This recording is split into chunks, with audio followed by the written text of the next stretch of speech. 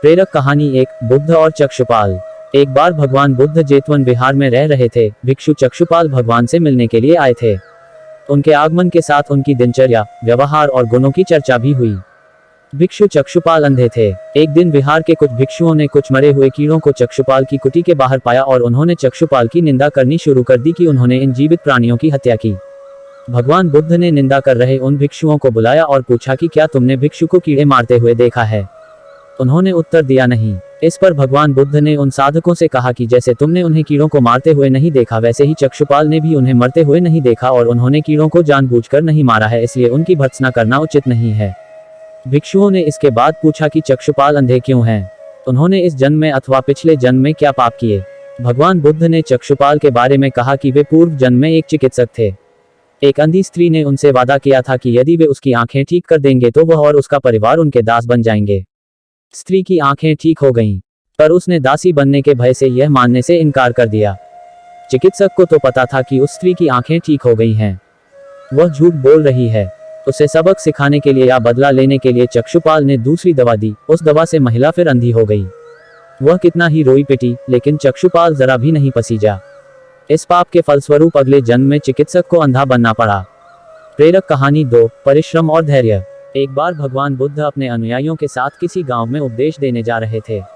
उस गांव से पूर्व ही मार्ग में उन लोगों को जगह जगह बहुत सारे गड्ढे खुदे हुए मिले। बुद्ध के एक शिष्य ने उन गड्ढों को देखकर जिज्ञासा प्रकट की, आखिर इस तरह गड्ढे का खुदे होने का तात्पर्य क्या है? बुद्ध बोले, पानी की तलाश में किसी व्यक्ति ने इतने गड्ढे खोदे हैं। यदि वह धैर्यपूर्वक एक ही स्थान पर गड्ढे खोदता तो उसे पानी अवश्य मिल जाता, पर वह थोड़ी देर गड्ढा खोदता और पानी न मिलने पर दूसरा गड्ढा खोदना शुरू कर देता। व्यक्ति को परिश्रम करने के साथ धैर्य भी रखना चाहिए। प्रेरक कहानी 3, अमृत की खेती। एक बार भगवान बुद्ध भिक्षा के लिए एक किसान के यहाँ पहुंचे। तथागत को भिक्षा के लिए आया देखकर किसान उपेक्षा से बोला, श्रमण, मैं हल जोतता हूँ और तब खाता हूँ। तुम्हें भी हल जोतना और बीज बोना चाहिए और तब खाना खाना चाहिए। बुद्ध ने कहा, महाराज, मैं भी खेती ही करता हूँ। इस पर किसान को जिज्ञासा हुई और वह बोला, मैं न तो तुम्हारे पास हल देखता हूँ, ना बैल और ना ही खेती का स्थल। तब आप कैसे कहते हैं कि आप भी खेती ही करते हो? आप कृपया अपनी खेती के संबंध में समझाएं। बुद्ध ने कहा, महाराज, मेरे पास श्रद्धा का बीज, तपस्या रूपी वर्षा और प्रजा रूपी जोत और हल है। पाप भीरुता का दंड है, विचार रूपी रस्सी है, स्मृति और जागरूकता रूपी हल्की फाल और पेनी है। मैं वचन और कर्म में संयत रहता हूँ। मैं अपनी इस खेती को बेकार घास से मुक्त रखता हूँ और आनंद की फसल काट लेने तक प्रयत्नशील रहने वाला हूँ। अप्रमाद मेरा बैल है जो बाधाएं देखकर भी पीछे मुंह नहीं मोड़ता है। वह मुझे सीधा शांति धाम तक ले जाता है। इस प्रकार मैं अमृत की खेती करता हूँ। प्रेरक कहानी 4, दान की महिमा।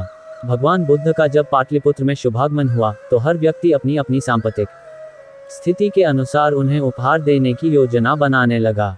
राजा बिंबिसार ने भी कीमती हीरे, मोती और रत्न उन्हें पेश किए।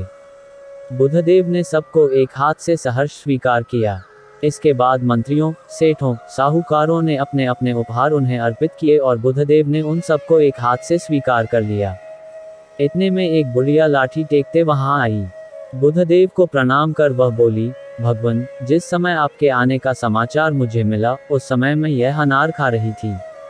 मेरे पास कोई दूसरी चीज न होने के कारण मैं इस अधखाए फल को ही ले आई हूँ। यदि आप मेरी इस तुच्छ भेंट स्वीकार करें तो मैं अहोभाग्य समझूंगी।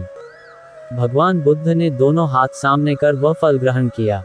राजा बिंबिसार ने जब ये देखा तो उन्होंने बुद्धदेव से कहा, भगवान, क्षमा करें, एक प्रश्न पूछना चाहता हूँ। हम सब ने आपको कीमती और बड़े बड़े उपहार दिए जिन्हें आपने एक हाथ से ग्रहण किया, लेकिन इस बुढ़िया द्वारा दिए गए छोटे एवं जूठे फल को आपने दोनों हाथों से ग्रहण किया, ऐसा क्यों? ये सुन बुद्धदेव मुस्कुराए और बोले, राजन, आप सब ने अवश्य बहुमूल्य उपहार दिए हैं, किंतु ये सब आपकी संपत्ति का 10वां हिस्सा भी नहीं है। आपने ये दान दीनों और गरीबों की भलाई के लिए नहीं किया है, इसलिए आपका ये दान सात्विक दान की श्रेणी में नहीं आ सकता। इसके विपरीत इस बुढ़िया ने अपने मुंह का कौर ही मुझे दे डाला है। भले ही यह बुढ़िया निर्धन है, लेकिन इसे संपत्ति की कोई लालसा नहीं है। यही कारण है कि इसका दान मैंने खुले हृदय से, दोनों हाथों से स्वीकार किया है। वीडियो अच्छी लगे तो लाइक एंड सब्सक्राइब करें।